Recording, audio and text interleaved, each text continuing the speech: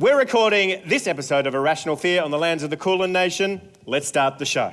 The following program contains rude words like Mark Latham, blockchain, and Twitter. Irrational Fear recommends listening by immature audiences. Comedians, experts, laughing at the world as it burns down around us. This is a Rational Fear. Tonight, critics say that the Sky News Leaders debate was so boring that grandparents were at risk of speaking to their family. And in response to the USA putting tariffs on China, China has banned the importation of gun violence. And the Australian dollar is going so low that King Charles refuses to have his face on it. It's the 10th of April 2025 and live from the Melbourne International Comedy Festival at the Malthouse Theatre, this is Irrational Fear! This is Irrational Fear.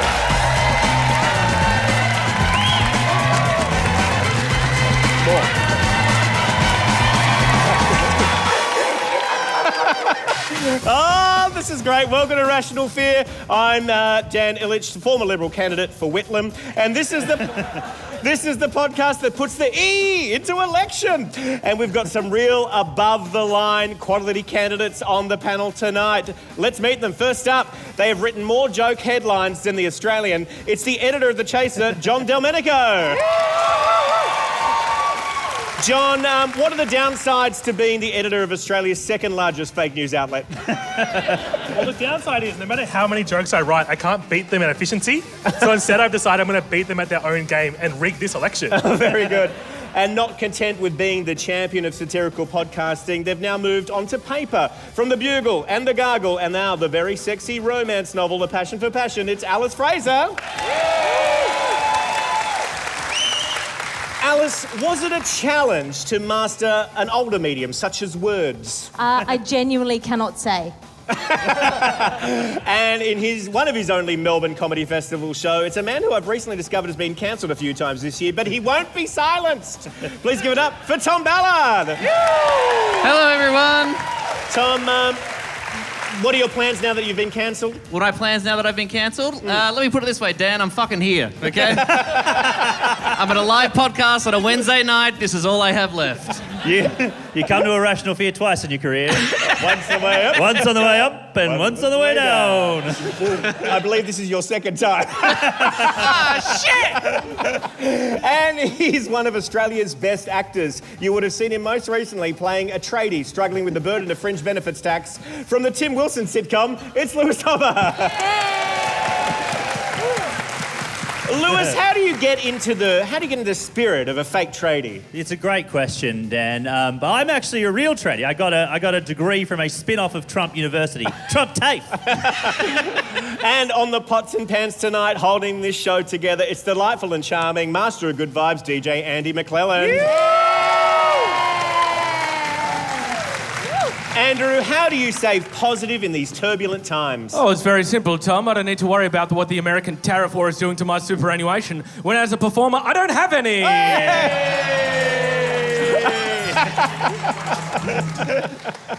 All right, people need to know that Andy's wearing sunglasses. Now, coming up, we'll be diving into the big topics this election and interviewing a Liberal candidate for the Senate state of Victoria. But before we do that, let's hear from this week's sponsor. I wonder if this week's sponsor is Side Stage. I don't know if they are. Can somebody go backstage and find this week's sponsor? Oh, here they come. Here they go, our sponsor.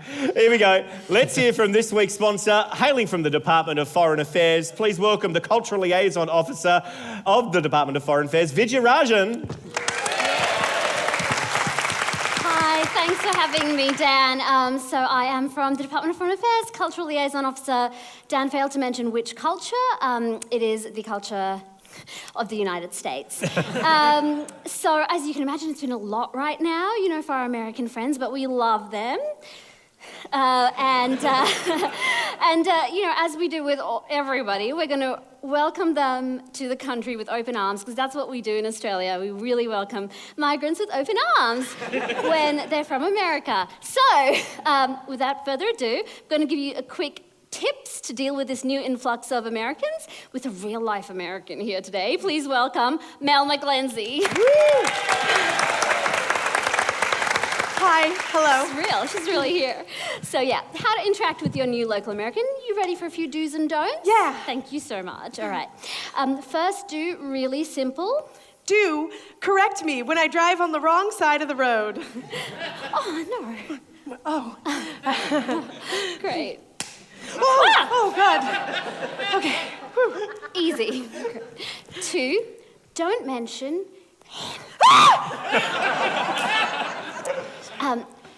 just because if you do mention him, what might happen when you mention him is sort of that. And definitely don't even bother mentioning truck. Easy. Please don't. Yeah, I won't. 3, do give them a Hug little... me. A little hug from Please time... hold me. I'm so scared. Just Vidya, hold me. Vidya, hold me. Just a little light hug from time to time. It's all And happening. then you can just... No, God, no. It's so scary and it's all happening all at once. Hold me. Okay. Tip 4, if you find yourself here, kind of segues into it, just make a little chit-chat about the things you have in common, because we do have so much in common, right? Just choose like any light topic, like, oh, hey, Mel. Yeah. Did you know both our countries have genocided local populations? Wow. Oh my God, come over for dinner sometime. Wow, okay. Yeah, all right. And tip 5, don't Don't send me home. Please that don't. wasn't what I was gonna No, Vidya, please don't make me go back there. You guys don't know what it's like. Please. No, that's not what Please, I was she's gonna gonna send me away. Hide me. Please protect me. Hide me. I can't go back there. I can't go. Okay, this might happen to your new local American, and in case it does, simply, hey Mel. Hey Mel. What is that? Oh, it's called a Medicare card. Oh my God, what? Yeah, do you have a festering wound of some kind? You know for a fact I have several. I thought so, so just follow the Medicare card. Okay. It'll Wow. give you accessible health care. Is it free? Sort of. And I assume there's not a bunch of admin? Oh no, that bit there is. What? Big thank you to DFAC for sponsoring the show, I think. Yeah. Well, it's so nice to be in front of a loud crowd of undecided voters. Before we drill down on the big issues, let's take a look at the election cycle for the last week. Albo took a tumble an event. Labor downplayed it, saying that it was just a stage he was going through.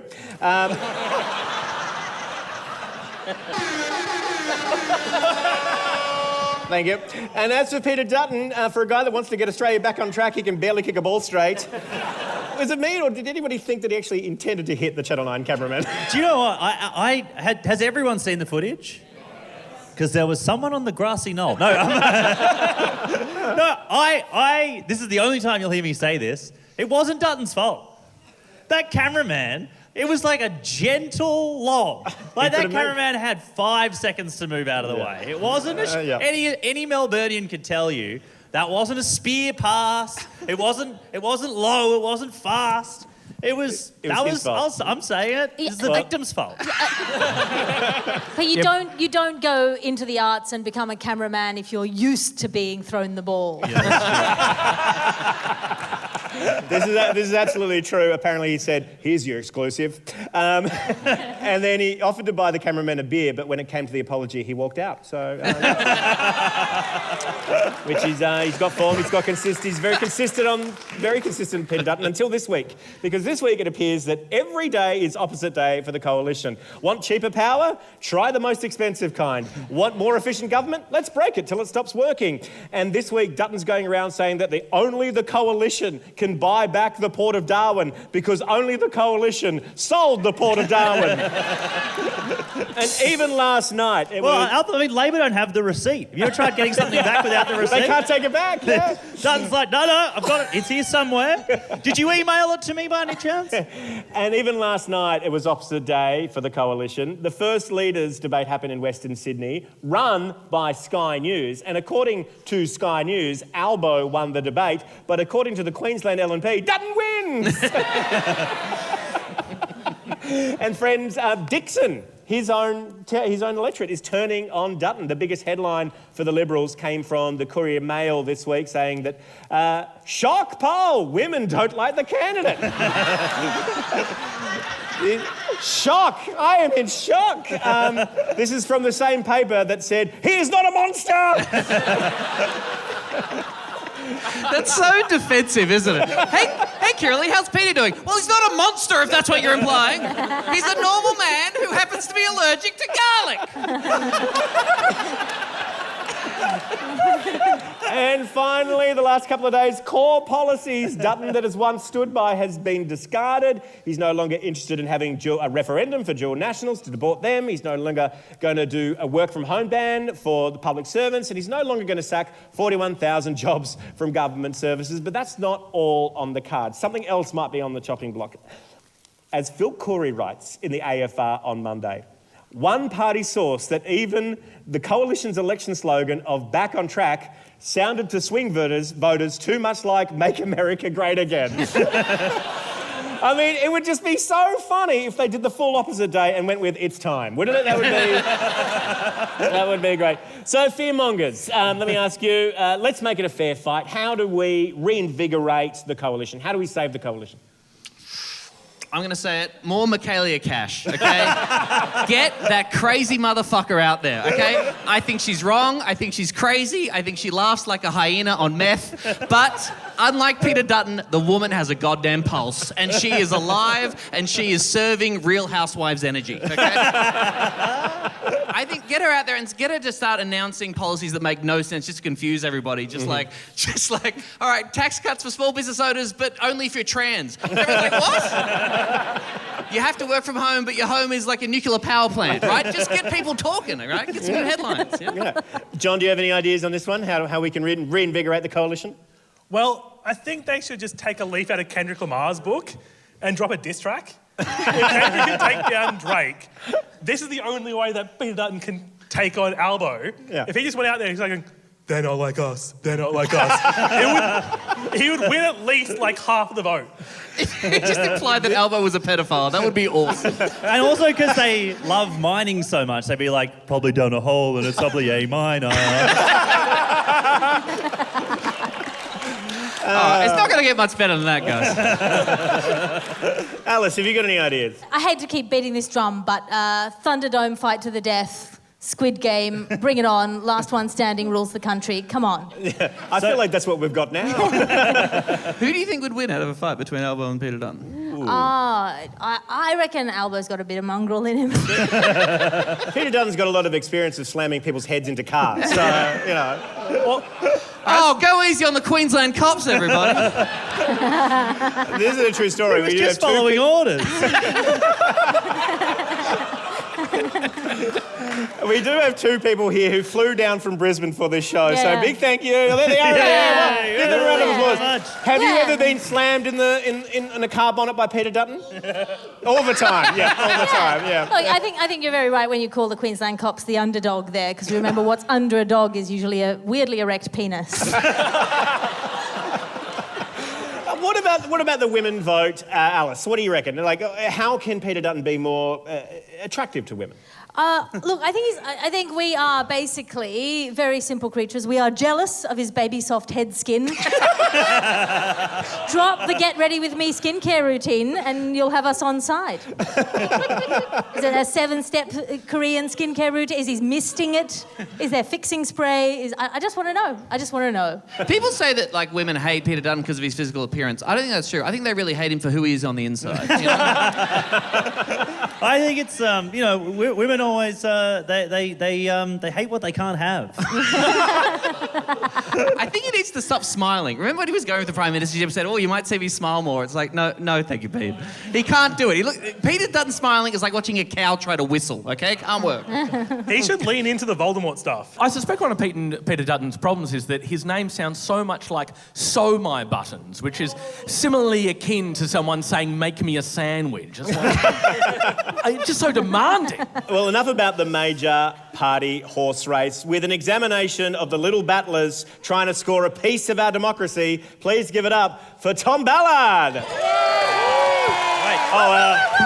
We also need to get Tom Ballard a lectern because Tom Ballard can't perform without a lectern. So, have a lectern, Tom Ballard. Thy A4 sheets are so heavy. Did Tonightly end because there was no lectern? Yes, that's the only reason. Fantastic. Hello, everybody. Election time. Man, I'm so excited for this election. I'm thinking of voting no. Now, look, folks, I'm not here to tell you who to vote for, okay? Sorry, I read that wrong. I am here to tell you who to vote for. I think it's important that homosexual, atheist, democratic socialists like me, living as I do in a sensible centre, use platforms like this to teach people like you, the hogs, how to vote correctly. With that in mind, I'm here to remind you that despite what you might have heard, you don't actually have to vote for one of the two major parties, you know? Maybe Albanese leaves you queasy. Or maybe Dutton doesn't press your button. I heard that on the radio today, just stole it. Now, just for the record, guys, Peter Dutton does not look like a potato, okay? We've got to stop saying that. It's bullshit. No, we should never have said that. I want to take this opportunity to apologise to all potatoes, okay? Peter Dutton is nothing like a potato. Potatoes are useful and they bring people joy, all right? Peter Dutton doesn't look like a potato. He looks like Voldemort fucked Carl Pilkington, okay? He looks like an Easter Island head, but with less personality, all right? Now... Great. Hey, I say fair enough if you don't vote for either of these guys, all right? I mean, like, what a shitty choice that we have as a country. One of these men is a right-wing landlord who's prepared to sacrifice all his principles in his ruthless pursuit of power, happily accepts corporate donations, does the bidding of the fossil fuel industry, and is completely unwilling and unable to challenge US imperialism and capitalist hegemony. And the other guy is Peter Dutton.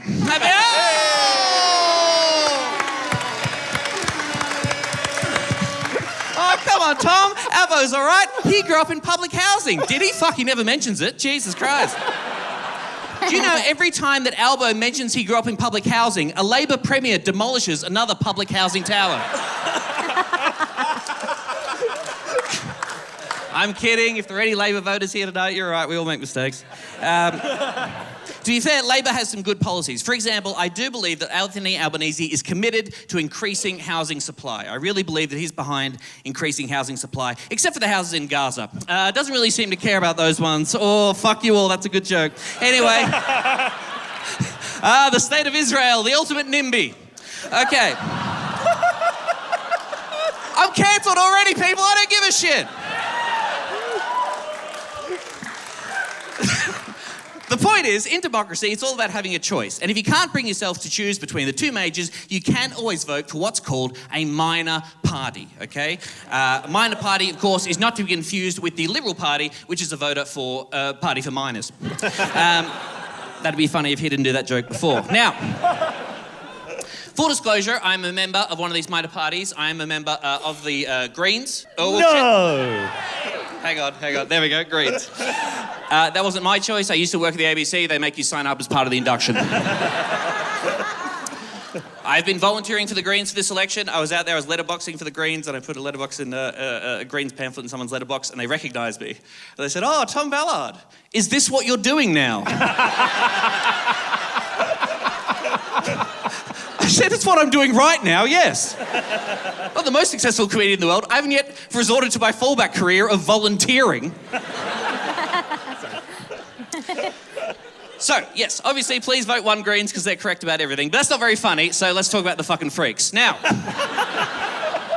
First up is Clive Farmer's Trumpet of Patriots. Hey, are you the most gullible person alive? Do you suffer from a recently acquired brain injury that makes you think a Snorlax-looking billionaire has your best interests at heart? Are you the kind of person who says, the word trumpet has the word trumpet, so I like the trumpet people, yay! Well then, Clive Farmer's Trumpet of Patriots could be for you. Are you that guy? Then you could be up for... There's not much to say about this. I mean, we talk about a man who spent a recent National Press Club address eating a fucking Tim Tam, for God's sakes, and a party that spent 20 grand to run a front-page newspaper ad declaring that there are only two genders, male and female, which let us all know that they, them, are a pack of Now...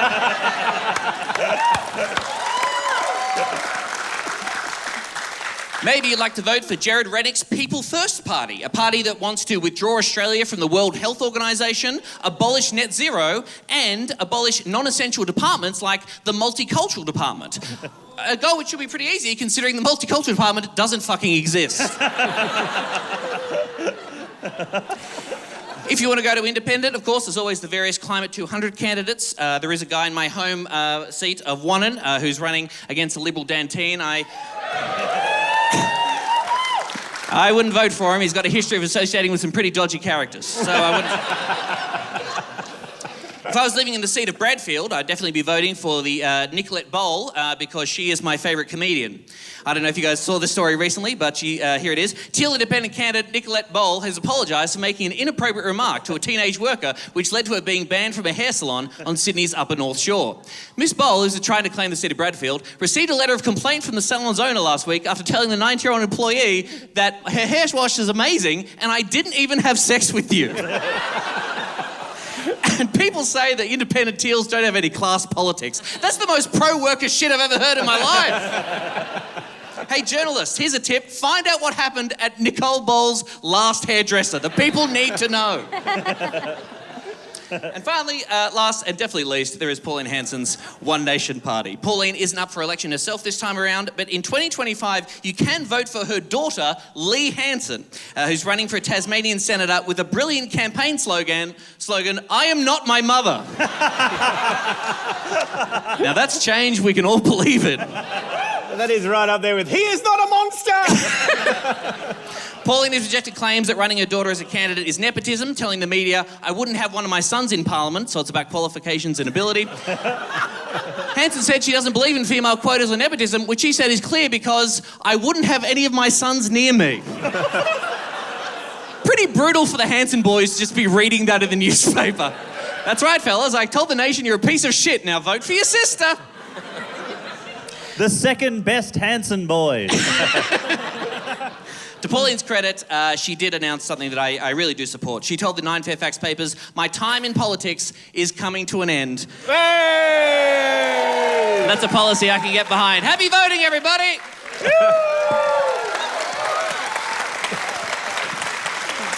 This is a rational fear.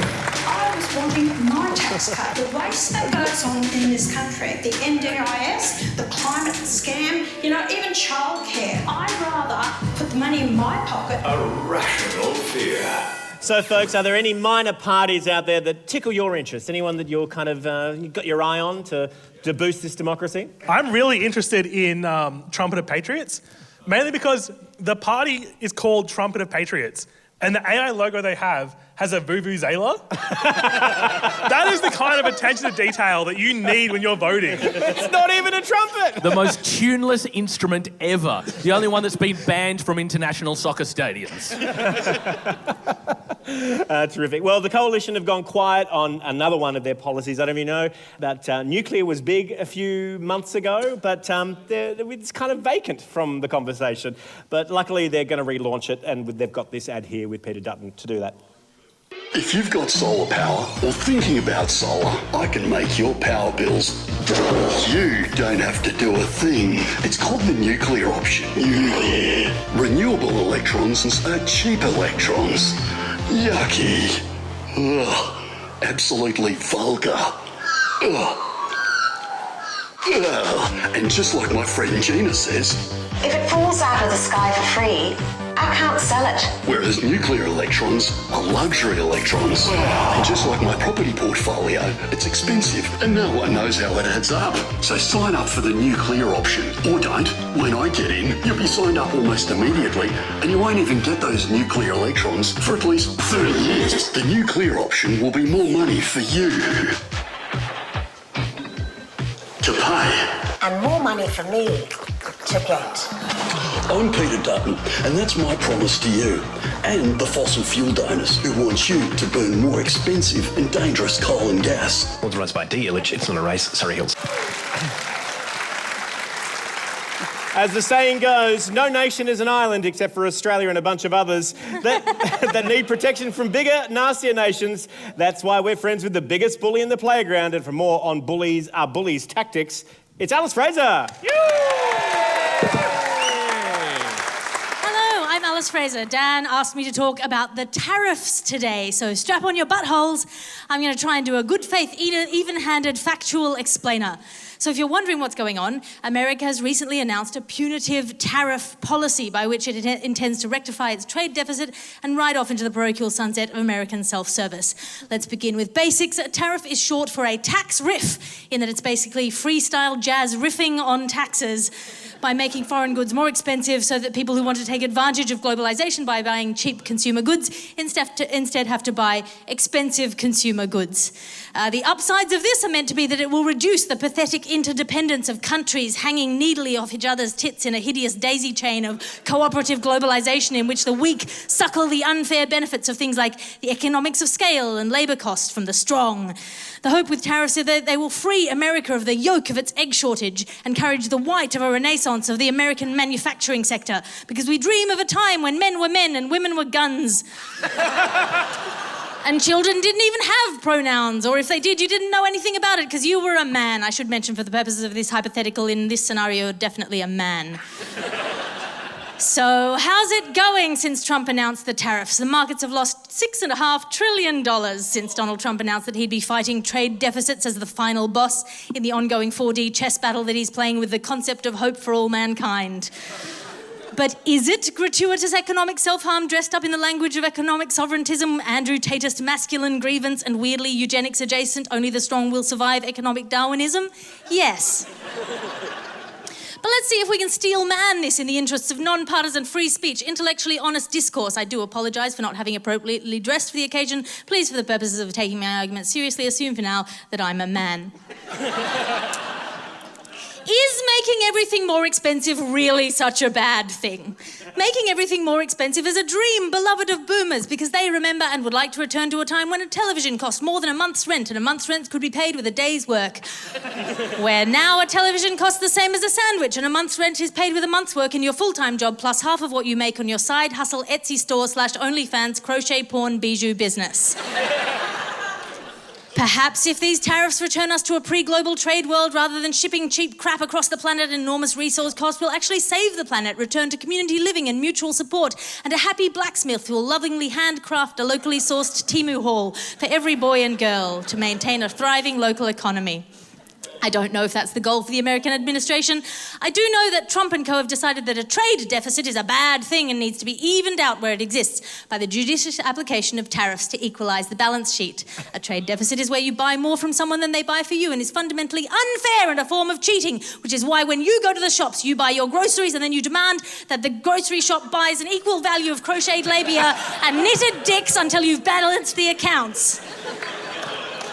Now, some people have critiqued the calculus by which Donald Trump's, let's call it a team's, application of tariff percentages has been determined, saying, for example, that it only factors in trades of goods, where most of what America sells is services, or that tariffs are just a way of taxing the poor who spend a higher percentage of their income on basic goods, while rich people spend their money on things like stocks and massages and assassins. Other people suggest that the very idea that a trade deficit needs to be equalised is a fundamental misunderstanding of how money and business and international relations works, and this is leaving a massive hole in the world economic order into which bad actors will inevitably move. But what do they know? They're just economists and experts. I don't know what they know. I barely know what I know. I'm the opposite of Dunning-Kruger.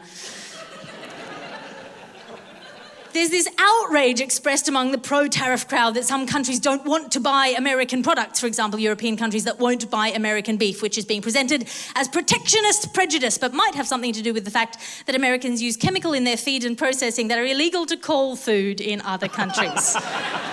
I don't know what to say, America. Your factory-farmed beef isn't beef. I think in Montenegro they're technically allowed to import it, but it has to be declared at customs as, quote, torture food for the night horrors, end quote. The administration seems to know that it's going to be bad, at least in the short to medium long term. They say it's going to be pain. Cheap goods were never part of the American dream. And I don't know, maybe these guys are right. Maybe sweat is your fat crying, and beauty is pain is gain, and medium to long-term economic depression and the complete destruction of America's global reputation as a reliable trading partner is worthwhile in order to achieve a longer-term American glutopia via mechanisms that are not apparent to me, a person who failed Year 9 maths half-yearly. I don't pretend to know more about tariffs than anyone else who's spent the last week mainlining Substacks by economists on the internet. Basically, imagine putting your mouth over a hot hose pipe containing all of the world's rage juice and just turning on the tap. Perhaps these tariffs are just a negotiating position from a good businessman, because in business what you do is pitch high and then people make concessions in order to get back in your good books. Apparently the internal people on Trump's team are saying that he's trusting his gut instinct on this policy, which shows an admirable trust in a gut instinct of a man who's on his third marriage and sixth business bankruptcy. Perhaps erratic trade policy is indeed the perfect environment for long-term investment. Perhaps the American people will want to double down on this economic policy and commit to enough years, more than 4 of the necessary pain required to reignite America's manufacturing infrastructure. Come, build a factory here, the American manufacturing ads will say, unless, of course, we randomly hike the tariffs next month or drop them or replace them with an interpretive dance-based trade policy. China is getting rich by making cheap goods in suicide-inducing factories staffed by people willing to make less money per day than you'd pay for an apple. It is a sinful product of capitalism, and we shouldn't stomach it. Why not offer those jobs to our little boys and girls here in America? Of course, don't worry. The tariffs will, in classical American fashion, be counterbalanced by subsidies to preferred industries for America, specifically corn. Corn is part of their self-image. Corn subsidies are gender-affirming care for the nation-state. I don't know, guys. I don't know how it's going to turn out. All I know is that for a gang of people who obsessively talk about freedom and free speech and free markets, they sure do a lot of putting the invisible and unlubricated hand of the market right up the butthole of justice. Thank you very much. About 70 members of the far-right group tried to stage a protest on Australia Day. Wearing neo-Nazis, they're cowards, of course. The riot squad shut them down. Yeah, wouldn't you love to know who's under those masks? Fearmongers, is there anything you're going to miss from America? Like, if we end up putting on a tariff on American things, what are you going to drop from your... What American thing are you going to drop from your budget? Freedom, Dan. Freedom, I'll miss it. God, I'll miss my freedom. Won't be able to import any of that freedom. And chips. Munching on Mancheros is out for you, yeah. Well, when it comes to holding power to account, there's no one better than the Australian media. But who holds the Australian media to account? Well, it's John Delmenico.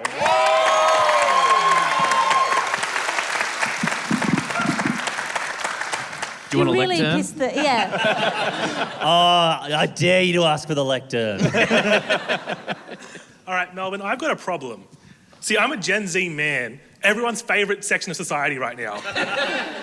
My problem is that as a young person, I only know how to get my news from social media, but recently, social media has been messier than Barnaby falling off a planter box. Meta recently got rid of fact-checking. Mark Zuckerberg said there's no need to fact-check anything, before he went on to say that he killed Jeffrey Epstein, but still misses him every day. Meta said they're planning to copy Twitter, a platform that's obviously being run really well.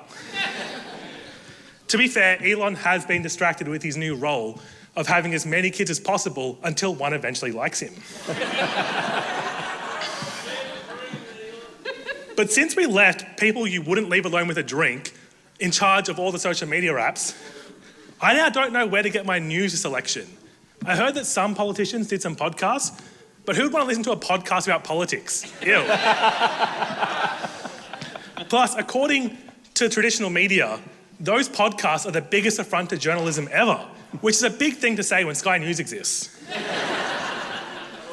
Apparently, interacting with online audiences opens up politicians to softball interviews, something that's truly unique and brand new to politics. So I was thrilled when I found out that a multi-award-winning TV host and journalist had interviewed both major party leaders to finally show those influencers how to do some hard-hitting journalism. By that, I of course mean Carl Stefanovic on 60 Minutes. A masterclass on journalistic excellence. Unlike those silly podcasts for losers, this man understands that you can skip over policy completely to talk about the real things that matter to voters. Like this from my sleep paralysis demon, Peter Dutton. Breakfast at the Dutton Ranch. Here we go. What do you look at? I'm doing good. Avocado toast. Avocado toast? Avocado toast? The thing that caused the housing crisis? I thought Mr. 26 Properties would understand the damage that these greedy avocado toast eaters have had on the property market. Now that I know that he has avocado toast for breakfast instead of the assumption I had, which was the souls of the puppies he drowns every morning, I now know that we can't trust that man at all with the economy. Plus, I'll say it, avocado toast sounds like someone's going woke, Peter. What next? A soy latte with a side of basic human empathy. Going to a traditional yoga class run by a white woman named Grace. All right, let's move on to... All right, let's move on to Albo's interview, where Carl, the journalism ninja, managed to get the scoop of the century on the hottest election topic of all, Albo's flirting technique. I sent a message back saying, yep, but what's your position on craft beer? No wonder he loves focus group so much. He thinks a focus group question is someone hitting on him. The pair did go out for craft beer. They grabbed some Young Henrys, which makes sense because like Albo, Young Henrys always makes me feel disappointed with a slight bitter taste in my mouth. The pair flirted over two topics which, and I am not making this up, were their love of the Rabbitohs and their love of the Australian Labor Party. Oh my God, how hot is that? There is nothing sexier than the Australian Labor Party. I know that when I have sex, I set the mood with the erotic sounds of a caucus meeting. It's why it's called the Labor Party. First you join, then 9 months later, you're going through Labor. But in the most Australian politics thing of all, Albo's interview dropped on International Women's Day weekend. That is how 60 Minutes spent that weekend. So I think the best way to end my speech would be a Women's Day quote from someone we should all listen to. And as a Gen Z man, I of course mean an alpha male. So here is champion of masculinity, Mark Zuckerberg, and what he said on International Women's Day. And again, no need to fact check. I got penis enlargement surgery because every time I flashed women in a park, they would just point and laugh. John Delmenico! He was mauled by a wooden shark while swimming in Sydney Harbour. The attack triggering a huge emergency response. Fiona, the vet, was there. I'm in no way heroic. I just did my job and I just did what I was trained to do. So, fearmongers, the Australian media, notoriously terrible. How can they be better, do you think? More pictures. It's a podcast, Andrew. I think clearly what Australian media needs is more straight white guys. Like every show has their quota of one bald straight white guy with glasses. It's why I'm here. But that's only one? Yeah. It's not enough. Actually, the Liberal Party also has one quota too, and he's the leader, so that's pretty good. Yeah. Anyway, I love the Australian media. I think it's fantastic and I am available for employment. What show do you think suits you best right now? I'll do Sunrise. Here comes the cash cow. Cash! Give it out to everyone! Why, the socialist cow is what I need. Cow? More like making a tofu-shaped cow. I'm from Ballard. After the revolution, the cash cow will be the first against the wall. Yes. Cash cows for everyone! Wow, not even in fucking Melbourne. Okay, now before we bring out our interview guest, I want to say I really tried hard to get a really big Ozpol name for the show. I tried Zoe Daniel, Mon Ryan, Alex Dyson, and their teams expressed in their own way that they did not want to be on stage with Tom Ballard. We asked the cash cow. He ran for his life. And in the case of Dyson's chief of staff, he said, no fucking way. Followed up by Tom who? I even asked Albo's team several times over 6 months, and they said, we'll get back to you, which I think is Labor speak for, we don't want to be on stage next to Tom Ballard.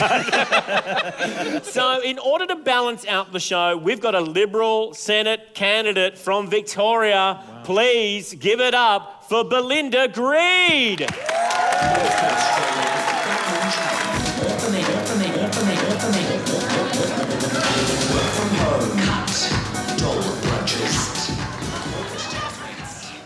Hi. Belinda, welcome to the show. What's it like to be a member of the Liberal Party? Oh, well, I don't want you to put words in my mouth, thank you very much, Dan. You should know already that I have recently defected from the Liberal Party. I'm now running as an independent candidate. Oh my goodness. What? Wow, independent. I mean, why did you get kicked out of the Liberal Party? No, I never said I got kicked out. I said I got defected. I defected. Were you listening? Oh, sorry. Yes, thank you. Do you think it's because you are a woman? Why would you ask that, Dan? Are you intimidated by a fiercely independent woman, are you? You know, actually, no, it's you lot, all you greenwash commies. You want to stand up here on your high horse, but actually, when push comes to shove, you're the type that asks those type of questions, aren't you? Okay, so you're kind of, before you defected, you're kind of the only Liberal candidate to kind of get any traction in my social media feed. What are you going to do with all this momentum? Well, I have gained quite a following over this campaign, yes. But it's really quite strange because all of my new followers are these inner city, lefty, alphabet soup kind. And I didn't really think that we agreed on many things, but they are the most impressionable demographic. They'll believe anything that's got a good marketing campaign behind it. So I think they're actually my target market. What kind of things are you trying to, tell them about? Well, the major parties have gone shy on the real issues we're facing today. We have an impending energy crisis facing us, and I am the only one that is brave enough to say we need to go full blast on nuclear. Full blast? What does it look like? What are the details? Well, I propose that we have a nuclear reactor in every suburb in our beautiful country. We love independent sort of rational fear. Do you see yourself as a Bridget Archer crossing the floor, or more of a Corey Bernardi deciding to blow up the party? Well, yes. You know that I love things that are explosive, so I would say I'm more of a Corey. I definitely am not a Bridget. She's a bit of a flip-flopper. Yeah, she's a bit of a wish-wash. I don't want to be associated with her. Now, we've only got 3 weeks left of campaigning. What's your message to the good people of Australia? Australia, as I said, the two parties they've gone weak on this issue. I am the only one that is standing up for myself and is telling the country what we truly need, which is to go nuclear. And I want to leave you with one last thing. You might be familiar with this, but I've put a spin on it. Give me a home among the gung trees with lots of plum trees and a nuclear reactor. It's a bold vision, but it's one that I think together we can create. Let's go at nuclear. Thank you very much. Thank you. Fearmongers, Alice, you've got a question for Belinda? No, I just think your new campaign motto should be share and Chernobyl alike. No, thank you. Fearmongers, have you got any questions for Belinda? Oh, well, yeah, I just think you're amazing, Belinda. And you're a renter, is that right? I think I read that somewhere. I think you might be getting me confused with Amelia. Oh, right. She's a backstabber. I actually think it might be her who ratted me out. Really? Well, the Liberal Party, They were annoyed that I allegedly misused my campaign funds to make my song a music video. And I've got my eyes on you, Amelia. I know what you're up to. Your song and music video? Yeah, the song that was playing when I walked on. Okay, right. What do you think a music video normally is? Do you think it normally includes the song, or have you added that as a special thing just for you? Well, I wanted you to know that there's a music video as well because, I put a lot of effort into that. Okay, sure. I did a lot more than the rest of those LMPs, Do you regret not using one of Amelia's apartments for the music video? If you had rented it out there, she would have loved it. Oh.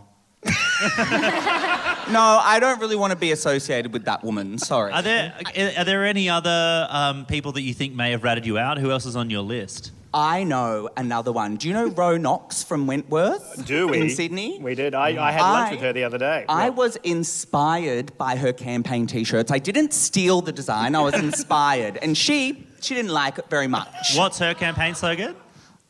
She said, I'm with Ro Knox on her T-shirts. Okay. And mine said, I've got greed. I gave them to my door knockers when we went around door knocking. When I was campaigning for the Liberal Party. Ro Knox sounds like a recreational pharmaceutical, Yes. doesn't it? It seems you've been ratted out a number of times, so I think I can understand your policy. There's no rats in a nuclear winter, just cockroaches. They'll be gone. Go nuclear. Give it up for Belinda Gread, everyone. Thank you. And now, a final word from our sponsors from the Australian Department of Defence.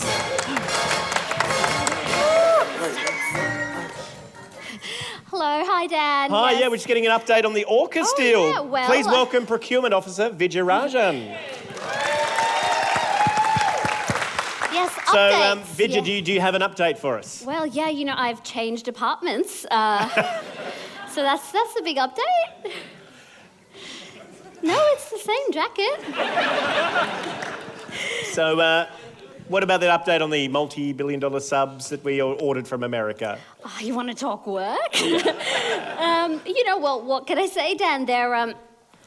They're here. They exist. We got them. Everything's fine. There's no need to talk about it, really. It's good, and I'm happy. And they're here, and, that's life, and we're all in a space. Okay, and, I'm gonna talk. Hi, it's me, the nuclear sub. Yeah. Hey, check this out. I got this periscope. Hey, who wants to get nuked? Raise your hand. No nuking, This please. guy wants to be nuked. No. I'm sorry, you're the sub that we paid $380 billion for? You're looking at it, baby. Yeah. No. Look, I'm seeing a lot of confused faces, confused voter faces.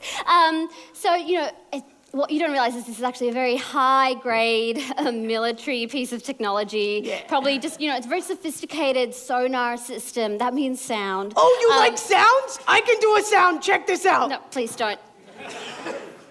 All right. I almost vomited. Okay. I can still see a little bit of confusion. Don't worry. This is extremely high-grade weapon technology. A sophisticated camouflage system, actually. Oh, I can do that. Watch. Now you don't see me. So we can still see. Vidya, are you seriously telling me that this is it? This is the thing that's going to protect our country? Am I saying that? Oh. Yeah. I say things and you say things.'re all just saying words. Did you want protection? No, I got you, babe. I protect you. No, I'll protect you so good from the Chinese. I mean, that is your job, but when you say it, it sounds really bad. Yeah, it does sound bad. Okay? Yeah. So as I was saying, we're all just saying words. Let's not attach any meaning to them or anything you've seen tonight. You like words? Yes, words are great. Hold on, I got a good word for you. Anus.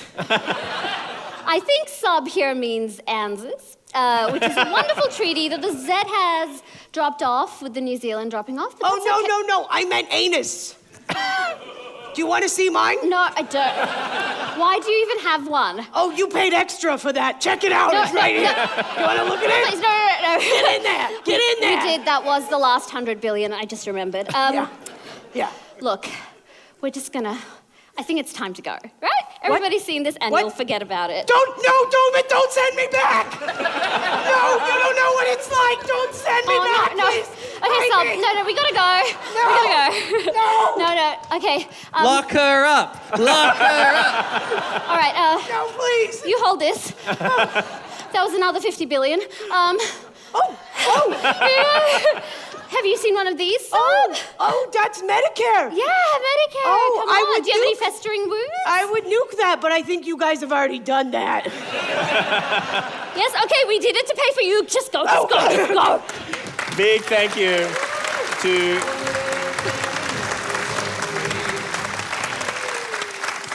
Yellow That was- Submarine. Very that was good. Thank you, Andy disgusting. McClelland. Big thanks to Vidya and Mel McGlensey. You can see them in their sketch comedy show, Greg, at the Chinese Museum, 9:10 p.m. until the end of the festival. And finally, with a solution to our modern techno-fascist first world problems, it's Lewis Hobber.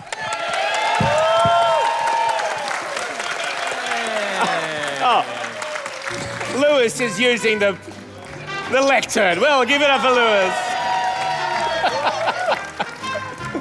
Now there's a man that gets his own lectern. That's right. I don't think I'm better than anyone. I can get my own lectern. I was always going to use it, Tom. I knew it as I was doing the bit. I'm like, I'm going to use that later. Hello. How's everyone doing? Not for long. Over the last 30 years, the left has waged one very successful campaign with devastating consequences. That campaign wasn't to end logging or mining, it was to end bullying. In schools and workplaces around the world, bullying is at an all-time low. But the human ecosystem is delicate.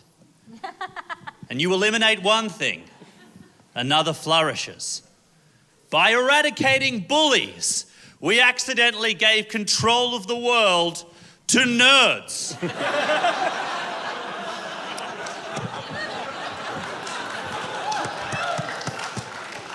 Hey, look, Lewis, it's you. We'll get there. Like wildebeest no longer fearing the lion's breath on their neck, these unbullied nerds have seized the levers of power. Musk, Zuckerberg, Bezos, the three fucketeers. These nerds eat money like termites eat wood, and now the floorboards of society crumble under our feet. None of them serve a purpose anymore. Facebook is just a place to sell secondhand IKEA. Amazon is a bookshop with slaves. And Teslas are so unpopular, they're going into witness protection as Toyota Corollas.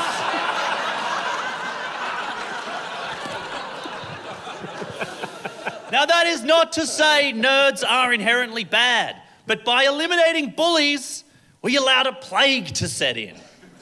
So what does a nerd plague look like? Well, it looks like Elon Musk holding a chainsaw.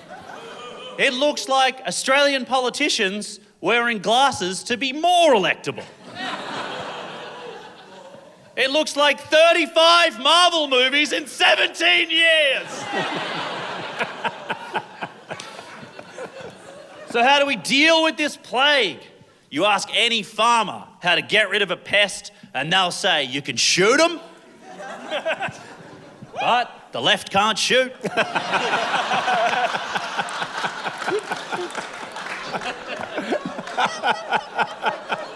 We just don't have it in us.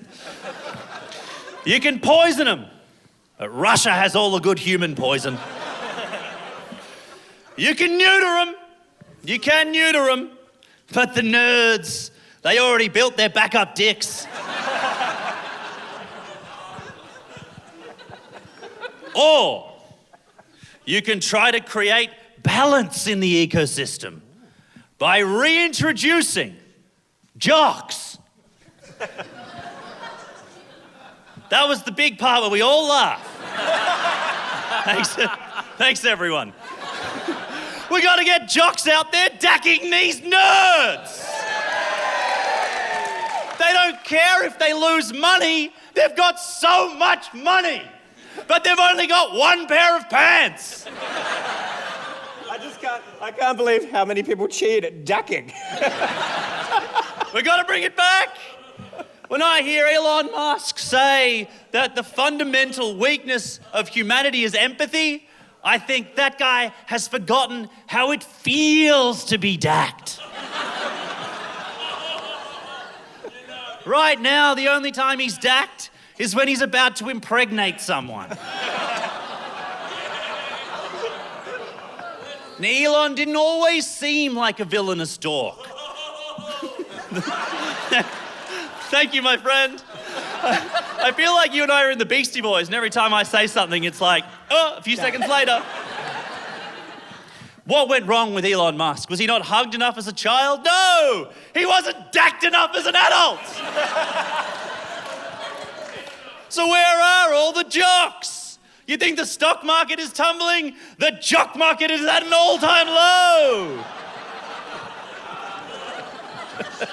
All right, how long did you spend on that? I'm sure the podcast listeners love this visual gag. If you're listening at home, there's a very funny it's the Look, imagine the ASX, but with jocks. They're all laughing at home. We're coming for you, Rogan. That's going to send our listeners to the moon. Today's most promising jocks, where are they? They're busy hosting podcasts about male vulnerability. It's a tragedy.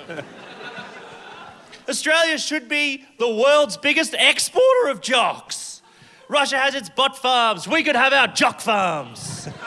Gorgeous green fields where broad-shouldered doofuses can roam, gently knocking heads so they develop CTE. Surely the AIS has some jocks we could use. Let's get bullying into the AIS training schedules. They can start the morning with high altitude training, and in the end, they can lower the altitude of some DACs.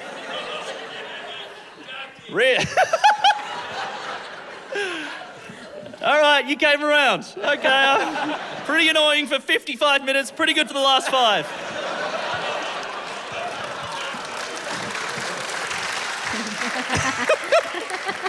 Really, all we need is a small, elite unit of jocks to dack some of the big nerds. Imagine seeing Musk dacked at Davos by an Australian athlete.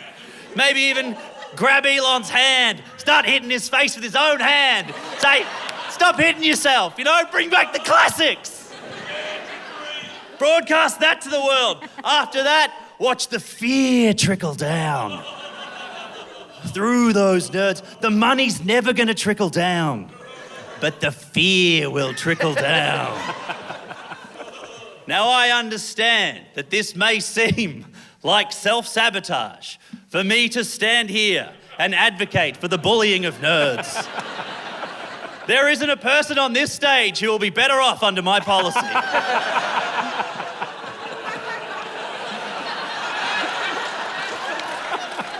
What about Belinda? Belinda's a former Liberal. She'll be fine under any policy. Belinda, you should dack him. Brothers and sisters, I ask you, are you willing to risk a dacking in order to see the pants of the powerful pulled down to their ankles? Yeah! We may never be able to tax the rich, but for the sake of our survival, we must dack the nerds! Thank you.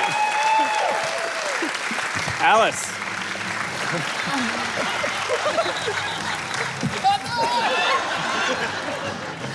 I am all for this policy, Lewis Hopper, but I don't think you've thought about the long-term implications of the application of this unlikely. policy.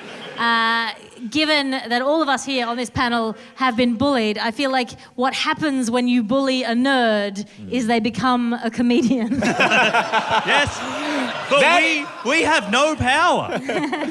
That is it for Irrational Fear. Please thank Lewis Hopper, Tom Ballard, Alex Fraser, John Delmenico, Vidya Rajan, Mel McGlensey, DJ Andy McClelland. Big thanks to Token Artists, the wonderful venue here at the Malthouse. Thank you, Justin and Chris, all the team here. Thank you to everyone who supports us on Patreon and all of you for coming. Thank you so much. That is it for Irrational Fear. Until next week, there's always something to be scared of. Good night.